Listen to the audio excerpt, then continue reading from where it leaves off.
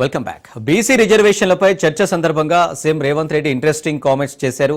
42% బీసీల రిజర్వేషన్ల విషయంలో బీఆర్ఎస్ పార్టీలో గంగుల కమలాకర్ ఒక్కడే సంతోషంగా ఉన్నారని పేర్కొన్నారు.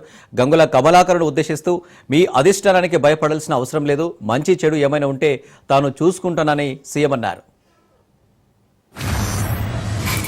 నాయకుని మొదట సభలో వచ్చి కూర్చోమని అధ్యక్ష. రాహుల్ గాంధీ వచ్చిండా లేదా, రాహుల్ గాంధీ ఆదేశం లేకుండా రేవంత్ రెడ్డి గారు ఇక్కడ ఈ నిర్ణయాలన్నీ చేస్తాడా అధ్యక్ష? ఇంత ఇంపార్టెంట్ ఇది చర్చ జరుగుతుంటే బలహీన వర్గాలకు న్యాయం చెయ్యాలని 100 సంవత్సరాల నుంచి జరగని కులగణన తెలంగాణ రాష్ట్ర ప్రభుత్వం చేసినందుకు ఏది ఏమైనా రాజకీయాలను పక్కన పెట్టి ప్రధాన ప్రతిపక్ష నాయకుడు చంద్రశేఖరరావు గారు వచ్చి ఒక మంచి మాట, అయ్యా మేం చేయలేని పని ప్రజాప్రభుత్వం కాంగ్రెస్ పార్టీ చేసింది, నేను అభినందిస్తున్నా అంటే వారి పెద్దరికం పెరిగి ఉండేది కదా అధ్యక్ష.